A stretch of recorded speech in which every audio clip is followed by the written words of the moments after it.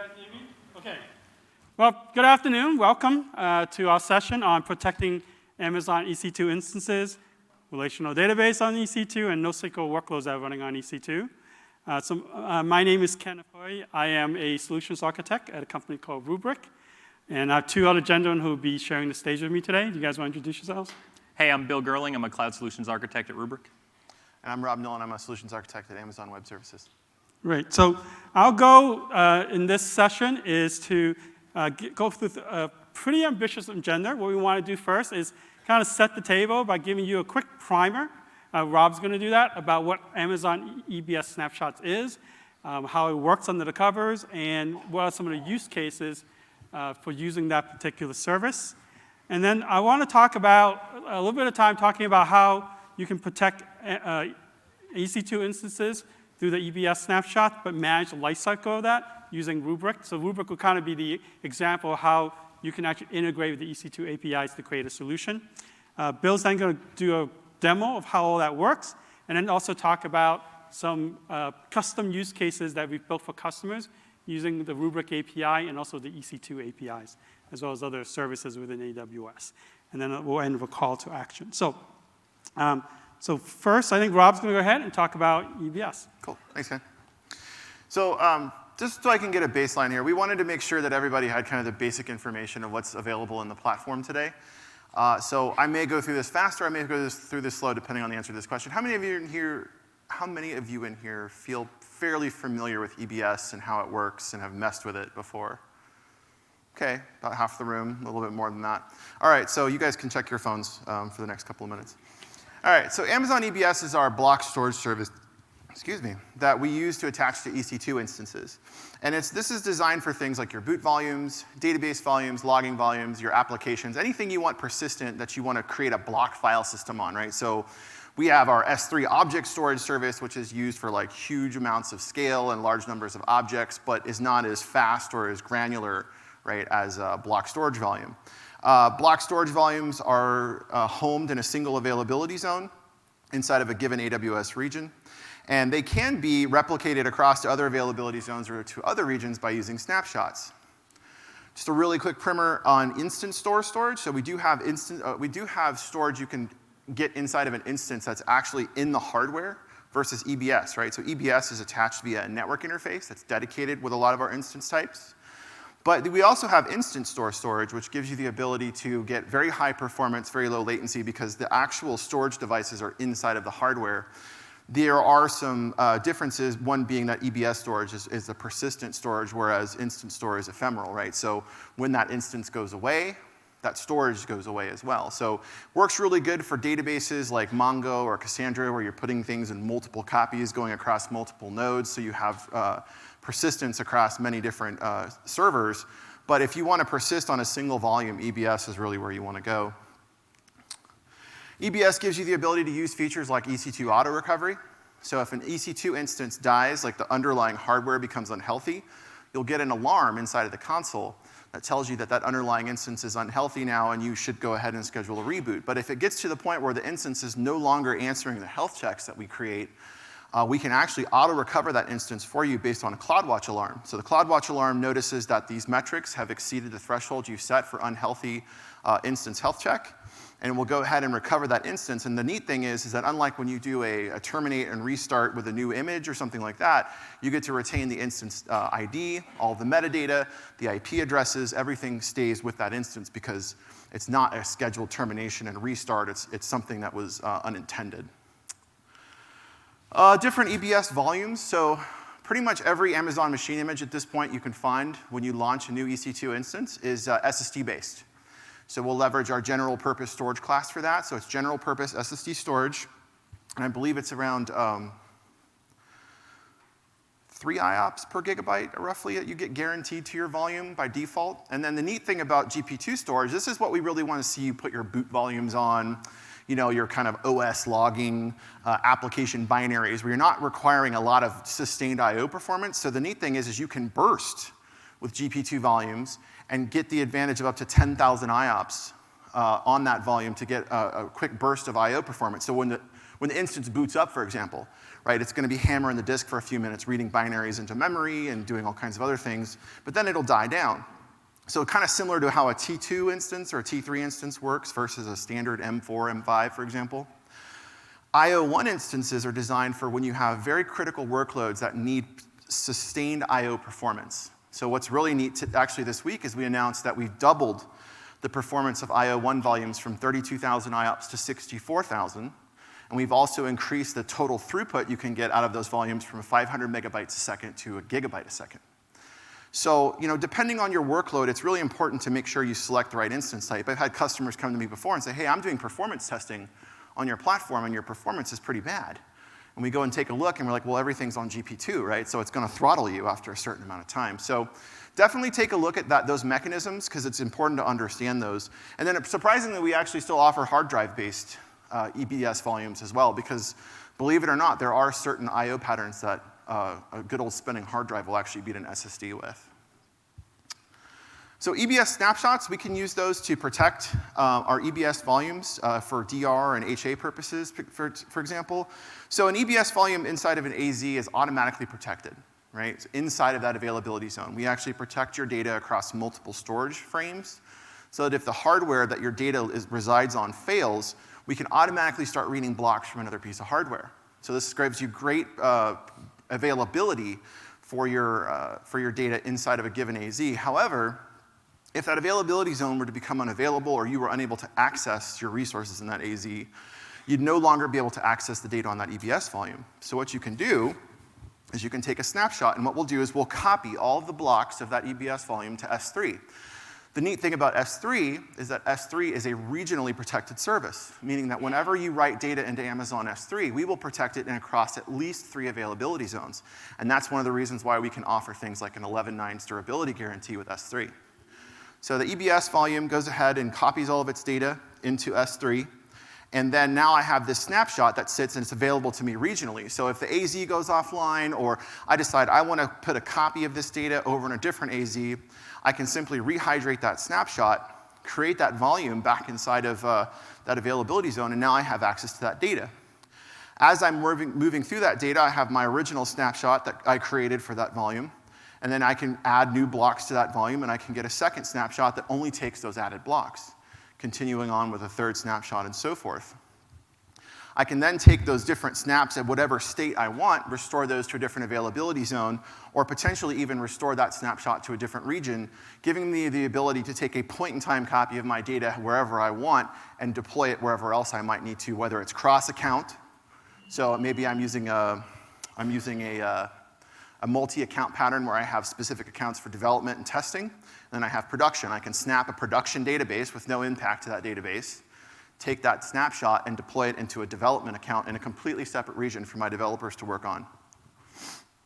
How do EBS snapshots work? So here's our EBS volume. What we're going to do is we're going to do a copy of these blocks. So we're going to create the first snapshot. So the first snapshot is always going to be the entire contents of the volume, obviously, right? We need that first copy.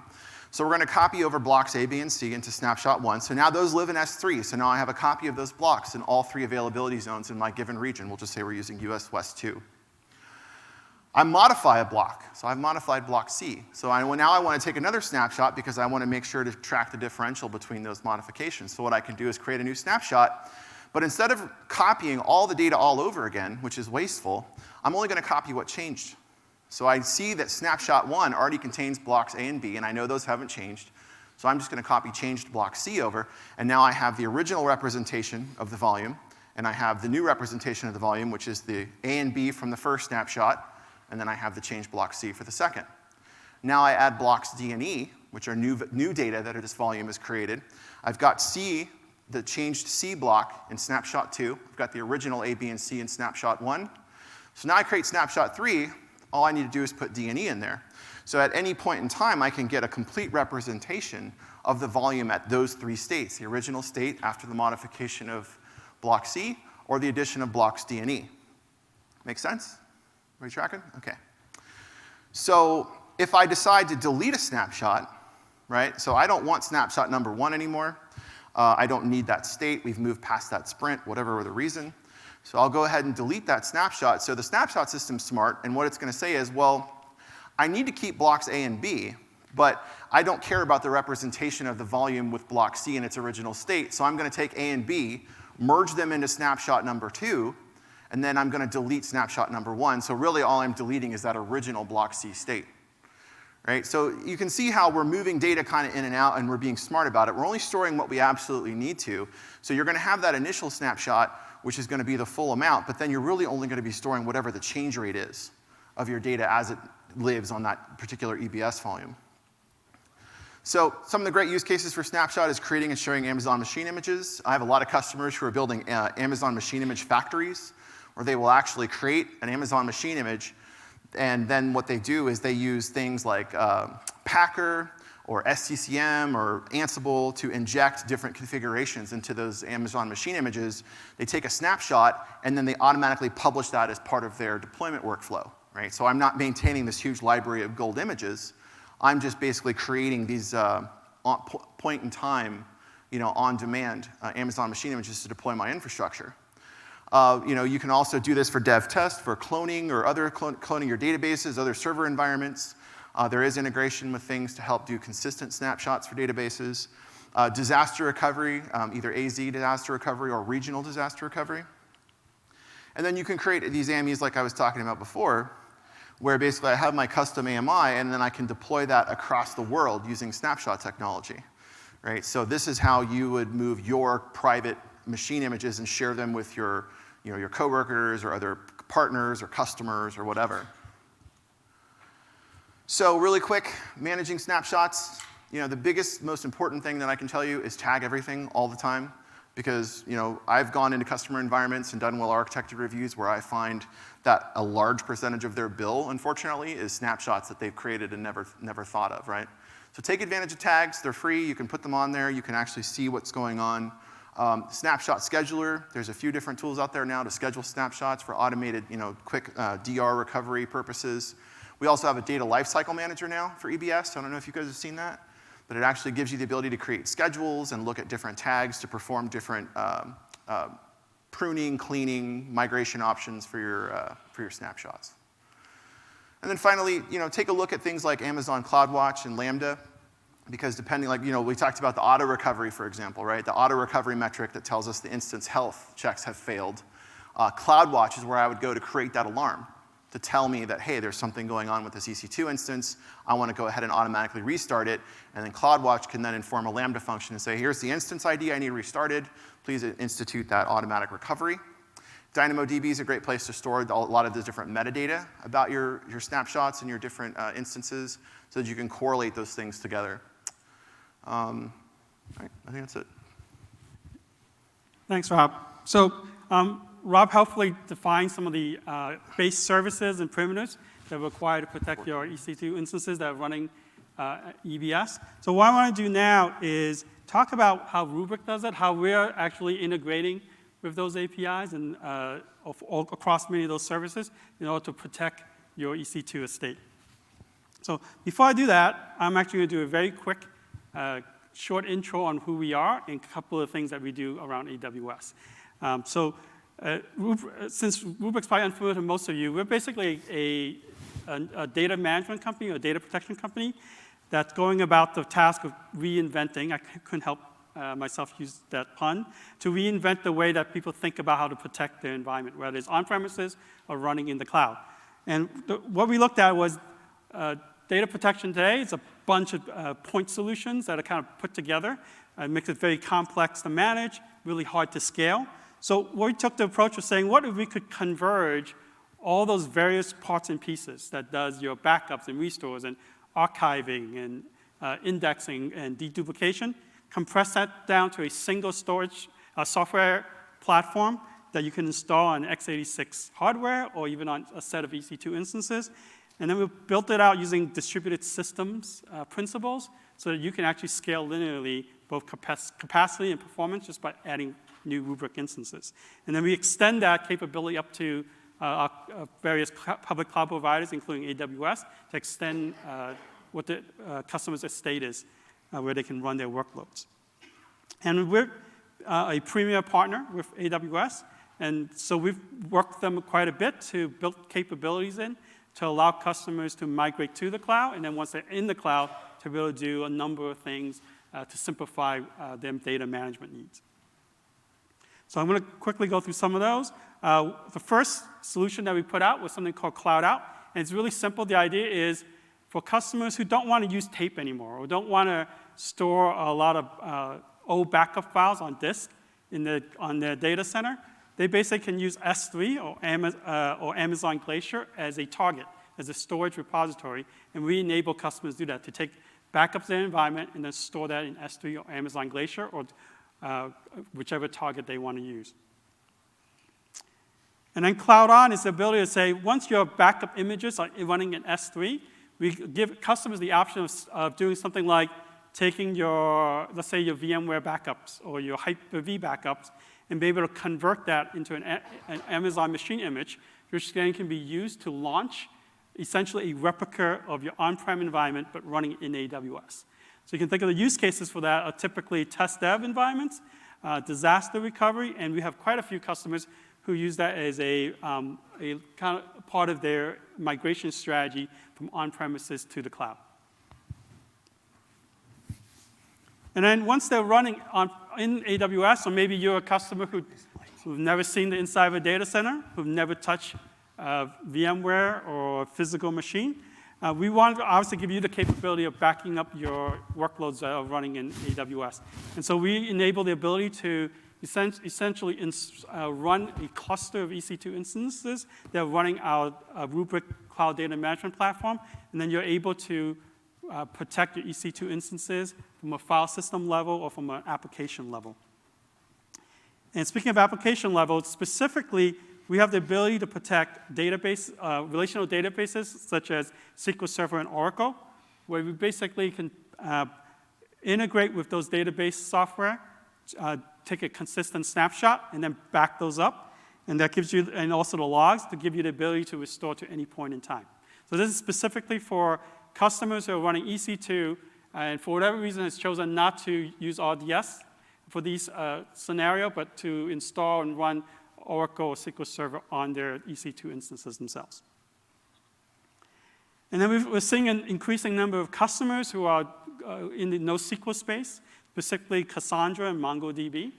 And that presents a different set of challenges than relational databases. Specifically, we have a lot of customers who are starting to realize replication isn't backup. So when you do replication only and you make a mistake like delete some files, that gets replicated over. So they're starting to look at taking point-in-time snapshots. The problem is, how do you take a application-consistent snapshot of a NoSQL database that's been sharded across multiple regions, multiple nodes? So Datos.io is a company that was founded to be able to do that, to help customers be able to take a consistent point-in-time snapshot of your MongoDB or Cassandra database and then be able to restore from it in a very simple manner.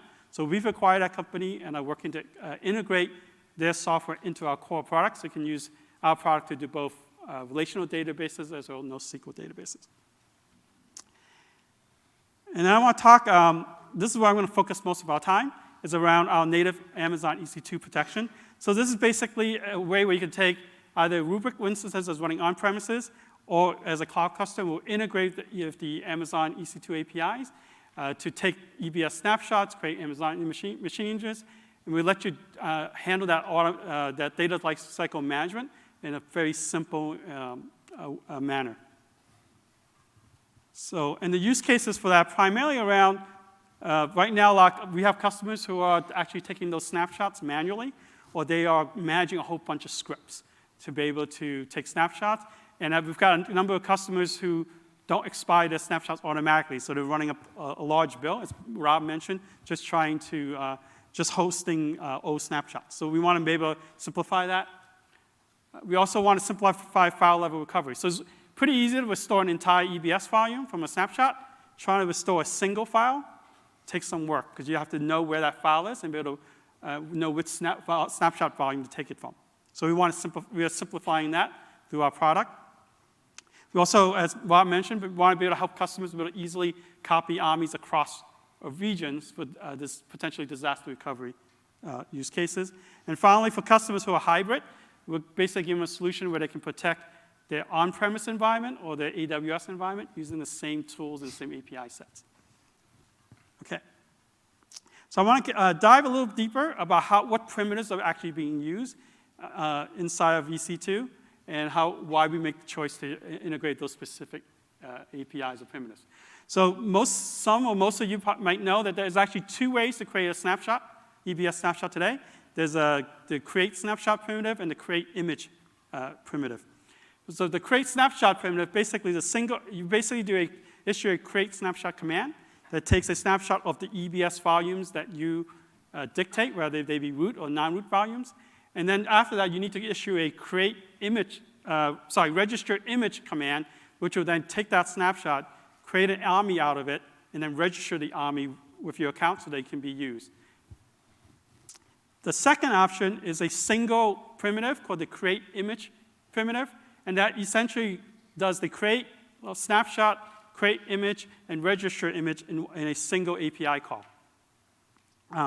And beyond just being able to do that in a single API call, a very important thing that is often overlooked is if you look under the create API call, the create army section, it carries over something called an EC2 billing product code. So I don't know hopefully most of you know what that is. It's basically a piece of code that's in different images that you might be launching from AWS. One example would be Red Hat Linux. So the EC2 billing product code basically gives customer permission to update their images or their guest OS from the Red Hat repo. So if you don't have that billing code, you can't do the updates. So the create image call will automatically copy that billing product code over. There's actually no way to do that if you just issue the create snapshot and then the create image separately, or the register image separately. So that's why so as a result, we've chosen to integrate with the create image call so that you get that full army with the product code instantiated. So once we've done that, obviously it's easy to take an on-demand snapshot. You can do that now from the AWS console. What's really important is the ability to be able to manage the data lifecycle of that snapshot. So we have something called an SLA domain, which is a policy container. And all you need to do is define how many snapshots you want, when you want to take them, how frequently, and when do you want to expire them. And underneath the covers, we'll communicate with the EC2 API according to your policies and manage all of that for you. And then to restore an EC2 instance is really just as simple as navigating through a calendar view, picking the snapshot, and then issuing either restore command, which will do an in-place restore of that EC2 instance, or you can do an export, which will then launch a copy of that instance in the same availability zone or different zone or even a different region. So that's the ability to copy the Amazon Machine Image over. We're kind of doing all of that under the abstracting the details so that you can always do that with a simple click. But under the covers, this is what's actually been happening when we do a restore from snapshot. So if you were to do it manually or to create your own script, this is actually what you would need to do for every restore. So again, we're abstracting that away so you don't have to worry about that. You just have to find the snapshot and click a button, and we'll issue these commands for you. And the last thing I want to talk about, and then before turning over to Bill, is this idea of being able to do file-level restore. So if you think about it today, if you're just using the Amazon primitives, if you want to restore a single file, first you have to be able to locate that file. So how do you locate that file? If you don't remember where it is, you basically have to restore every single snapshot that you think might have the file until you find the one you want, and then restore it. So we don't want you to have to do that. So what we actually do when we issue the create image call to take the snapshot in the army, we actually create a temporary volume off that EBS snapshot. And then we actually spin up what we call a temporary or transient rubric instance. So it's a single instance that has our rubric software running on it that will then mount that volume and actually do an index of the metadata and then pass it to our database. So what happens is we will know not only what volumes have been snapshotted, but we'll know what files are actually in each of those snapshots. And then when that's done, we will terminate the instance and also delete the temporary volume so it doesn't eat up space and cost. What that allows us to do is you can actually do a file recovery in a number of ways. You can actually search through a particular snapshot through the file system to look for a particular file you want. Or since we already indexed every single file, you can actually do like a Google type search where you just pick the host, do a search by a file name, and we'll tell you every single instance of that file that you have across all your snapshots for that particular instance. And then you can choose what copy or what version of that file you want, and then do a restore from it. And when we do that, under the covers, what we're doing is we find that snapshot with the file. You tell us, hey, I want a file from a snapshot that was done 3 months ago on this date. We'll find that snapshot for you. We will then create a volume automatically from that snapshot. We'll mount that volume, and then we'll pull the file out and give it back to you so that you can restore it. And then we'll shut down all the instance that was launched and the volume that was created in order to restore the file. So again, this is, so we're really taking away a lot of the manual labor, kind of undifferentiated labor that's involved in just doing a simple file restore. So we have customers who tell us it would sometimes take them hours, right, to be able to find an important but a single file, and now they can do it in a matter of minutes. So with that, I am going to turn it over to Bill. So he's actually going to do a demo and then talk about some ways that we're integrating with EC2 API and our APIs to kind of do some interesting use cases. So Bill? Thank you. Cool, demo time. Okay, so I am just going to walk you through some of the basics of the EC2 native protection, configuration, application of SLAs, protection, recovery, things of that nature. And then we're going to dive immediately into sort of an art of the possible thing around extending the capabilities of the initial release of this capability using both Amazon's APIs and the Rubrik APIs as well. So here is the Rubrik console, and this is where you would add what we're calling a cloud source here. In this case, AWS accounts. You can obviously add multiple accounts here. And when you add an account, essentially all you do is provide credentials that allow access to the account, and then specify which regions that you want to protect. So in this pod, we're protecting US East Ohio and North California. And then the file level indexing that Ken was talking about is driven by a temporary instance that we spin up that mounts the EBS volumes that are created from the snapshots that we create. And so we need a place to launch that temporary instance. And so here you can see we've toggled on the file level indexing in the Ohio region, and we've specified a VPC subnet and a security group that will be used when we launch this transient instance that does the indexing and recovery operations. When you've got a cloud source added, down in this Cloud Workloads tab here, we'll actually populate accounts and instances that we can protect. But I just want to show you guys real fast ahead of time what the policy construct that we use looks like.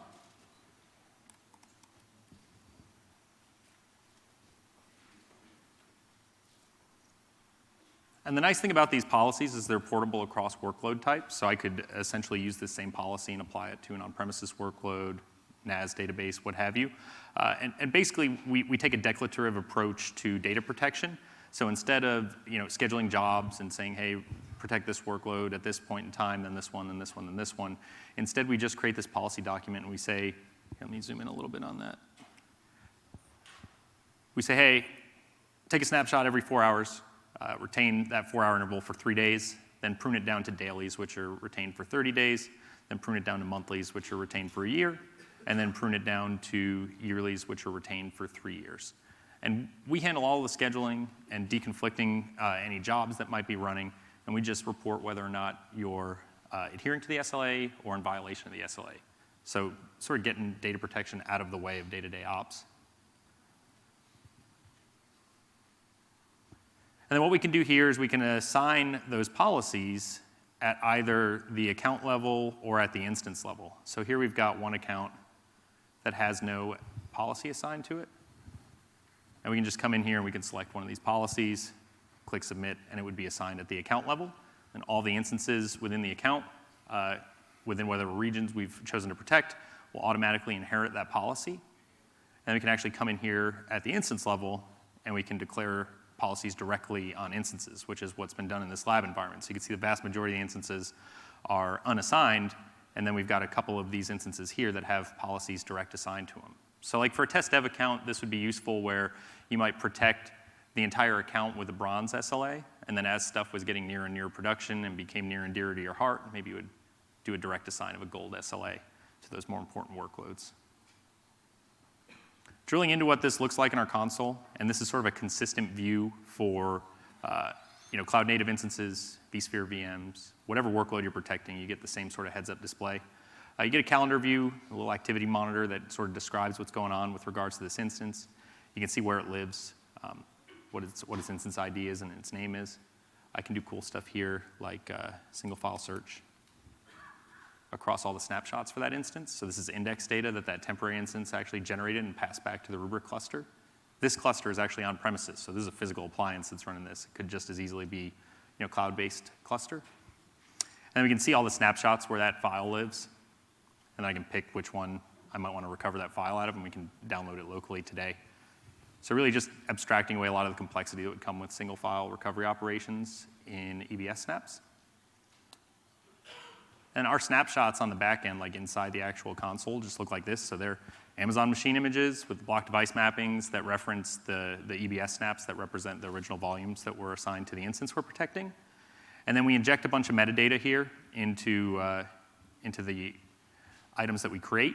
And that's useful for reporting purposes or automation. If you're maybe tying some of these elements into pipelines or what have you, you may want to be able to reverse engineer where it came from through our APIs. So this is useful data on the Amazon Machine Images and the snapshots themselves. And so for each one of these snapshots, we'll have a corresponding Amazon Machine Image. And then we can drill down. We can go to an individual snapshot. We can do file level recovery from that perspective as well. So we're kind of looking at the instance level across all snapshots initially. Here we can walk the file system in a single snapshot if you want to, or similarly just search within that individual snapshot.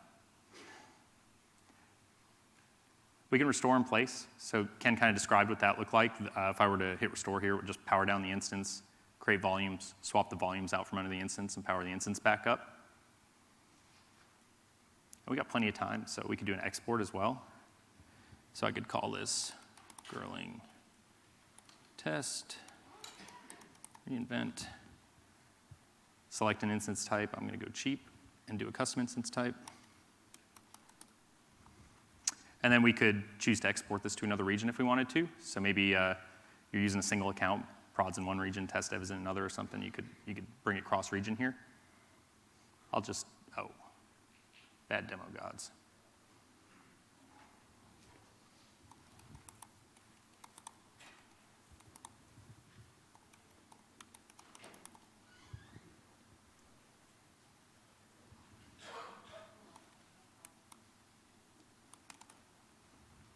And then you give it a subnet and security group that you're going to launch into.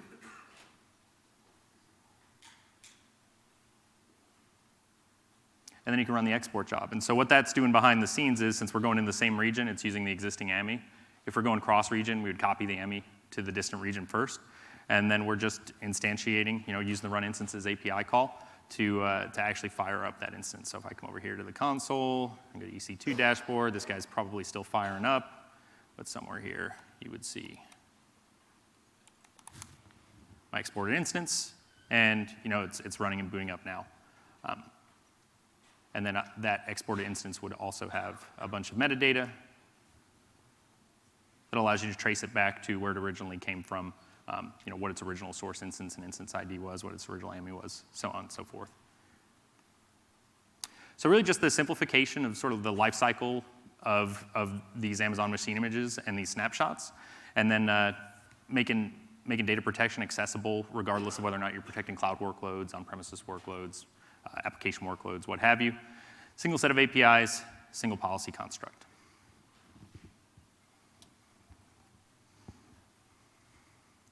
And so now what I'm going to talk about is just kind of like some art of the possible stuff with regards to what we can do with Rubrik and what we had some customers asking us to be able to do in AWS today. So I'm going to give you a little bit of background. I'm going to jump back to the demo real quick. I'm going to apply a tag to an instance. and then I'm going to walk you through the architecture that's going to take that tag and assign an SLA based on the tag value.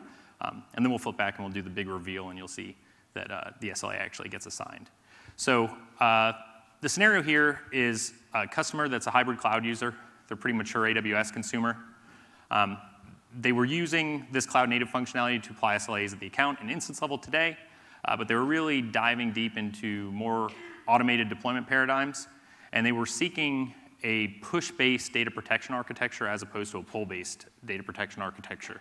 So what they were really looking to do is assign an SLA to an instance by tagging that instance with a specific tag. And then they wanted that action to drive the application of an SLA to the instance and the data protection that underpins that SLA. So if I come back to the demo screen here, I'm just going to refresh and hopefully not be logged out of stuff.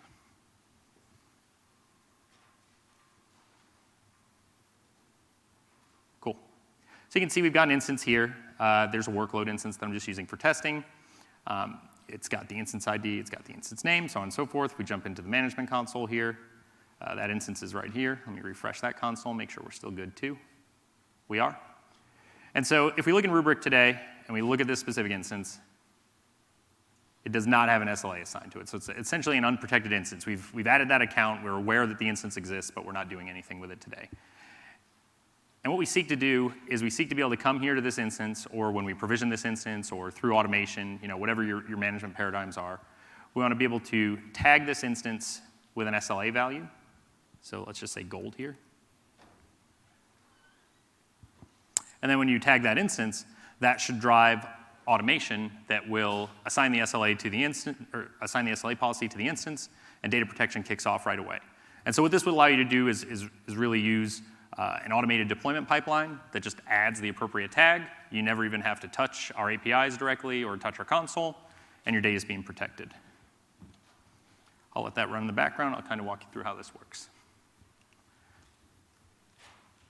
So how it works today is you log into your EC2 console, or you make an API call, and you set a value for that Rubrik SLA tag. And that tag could really be any tag. That's just the one we've chosen for this example. CloudTrail monitors all of your API calls. I don't know how many people are using CloudTrail today. Every hand in the room should go up, by the way. Oh, Rob, you gotta help these. First one's free. And so CloudTrail monitors all your API calls and logs them to a bucket. And then we can use CloudWatch events to take actions when we see specific API calls. So what we want to do here is when a tag is created or modified on an instance, we want to take an action. In this case, that action is firing a Lambda function. What that Lambda function does behind the scenes is it does a couple of things. It grabs metadata out of the event that triggered the function. So in this case, the value of the Rubrik SLA tag that we applied, as well as the instance ID of the instance that that tag was applied to. And it reaches out and it calls the APIs on the Rubrik cluster, and it says, hey, I've got this instance ID and I've got this name of this SLA that I want to assign. Can you please go ahead and assign that SLA? Rubrik returns JSON from that API call, and we log all of this in Amazon CloudWatch logs so that y'all can go back through your preferred tooling and audit how well this process is working. How do we deploy it? It's deployed through CloudFormation today, and we stick the sensitive parameters in the System Center Manager parameter store. What that allows us to do is store sensitive credentials, but make sure that they're encrypted with KMS. And it allows us to retrieve those at runtime, use them, and then discard them when we're no longer using them. So it gets us away from storing credentials inside of scripts. We actually provision a whole VPC today because this Lambda function needs to talk to the Rubrik APIs, and the Rubrik APIs might be on a physical cluster that resides in your data center. So Lambda will actually allow you to expose elastic network interfaces into a VPC, and then it can talk using IP addresses in that VPC. So if we are talking to a virtualized Rubrik cluster, we would just talk across a VPC peer that this CloudFormation template automatically creates. Or if we're talking to an on-premises cluster that's in your data center, we just make sure to expose those network interfaces to a VPC that has a VPN connection back to on-prem and all the requisite firewall rules and whatnot so you can communicate. So here's kind of what it looks like. We autofill a bunch of this information. So really the red fields are the ones that you would have to fill. Essentially, you just choose the AZs within the region. and then give it a bucket name where the zip file for the Lambda function lives. All this is on GitHub. It's really just to demonstrate kind of what consuming this particular stack looks like. And then we give it a host name for the rubric cluster or an IP address.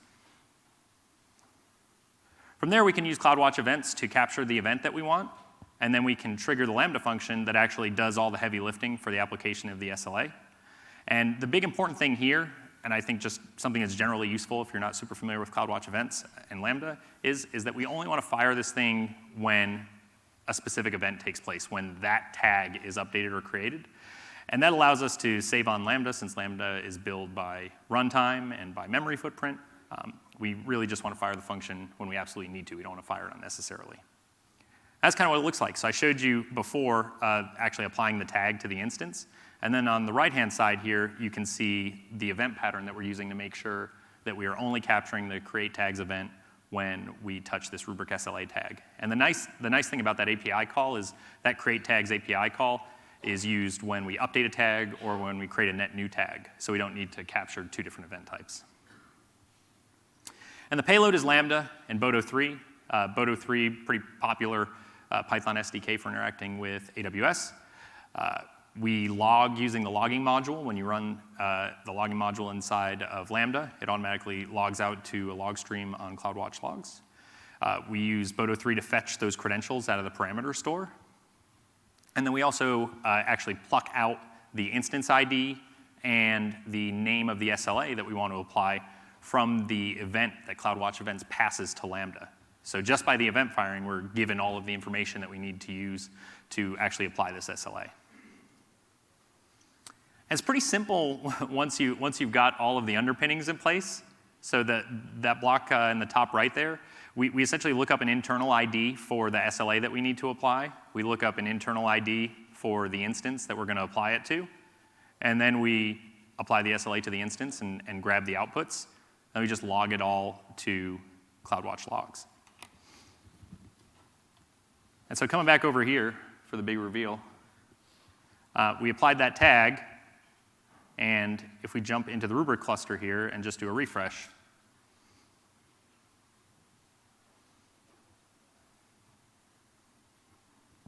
that SLA was applied to the instance just by applying the tag. So, yay!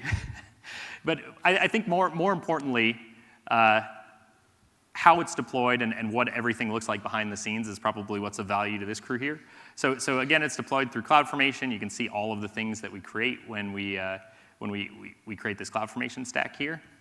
And then basically what we do is we use CloudWatch events to identify the particular event that we want to capture and then what we want to do once we notice that that event has happened. So if we come here, we can look at the rules on CloudWatch events. There's a bunch of stuff here. There's other automation that I've built. But this tag event is the one that's of particular importance. And this is the example that was shown on the slides there, is that specific event pattern that targets that specific tag when it's created or modified. And then we just tell it to trigger this Lambda function whenever the criteria in this event pattern is met. And that Lambda function, again, it consists of all the Boto3 stuff and the rubric API calls to assign the SLA. And when it happens, it writes out to this log stream here. And so you can see, if we go to the latest event time, which they are in a strange order.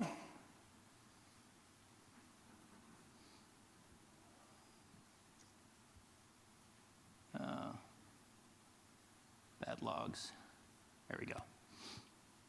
So you can see we captured the event. So this is actually the event that was passed directly to Lambda. Here's the value of the SLA and the key that we used to identify that this was the appropriate event. We grab the rubric API credentials out of the parameter store. We get an API token. We check the event that triggered this to find the name of the SLA that we want to assign and the instance ID of the instance that it's supposed to be assigned to. And then we look up those internal identifiers that we use inside a rubric in order to choose which SLA and which instance internally that we want to execute this automation against. We assign the SLA, and then we get a bunch of metadata here from rubric that talks about what the outputs of that SLA assignment were. And so I think the point of this is really not to show this particular solution, but to show what is possible when you introduce API-driven architectures like Rubrik into a platform that is also API-driven like AWS. This could be extended to do any number of things, and I really like CloudWatch events and event-driven architectures because we can take specific actions only when they need to be taken, and we've got a pretty cohesive event pipeline that we can use to build an extensible framework that may be able to be utilized for things in the future. So projects like this are the things that drove the creation of our Python SDK and our Go SDK, so that art of the possible stuff like this becomes more consumable to the masses.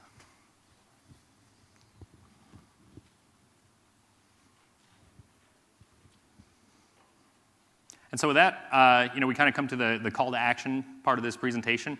First and foremost, if this was interesting to you, I work on a small team, and there's a lot of cool stuff to do, and not enough people to do it. I would venture a guess that many of you have Rubrik in your environment today. Check out our GitHub repos, check out our SDKs, check out some of the canned automation that we've got with popular off-the-shelf tools like CM tools or infrastructure provisioning tools. We're very close to having a provider for Terraform out there. Tell us what you like, tell us what you don't like, tell us what you'd like to see. We love building this stuff. It's a great job, and we'd like to keep it, so we need input from a customer base such as yourself, and we need input from people who aren't using the product as to why they're not using it, because we want to make the product better. Check us out in the expo hall. So we're in booth 420. I think I saw a coffee machine out there in the morning and beers there in the evening. There's a lot of smart people there. I'm there too sometimes. And we've got a bunch of documentation on the web about these capabilities and other things that we haven't had time to touch on today. And most importantly, thank you for coming out and spending your time with us. Your time is super duper valuable, and there's a lot of sessions going on, so thank you very, very much. Please be sure to give us feedback so that we can improve upon our delivery in the future. And if you have any questions or you want to dig a little bit deeper, hit any of us up once we walk off the stage here, and we'd be happy to dig in with you. Thank you.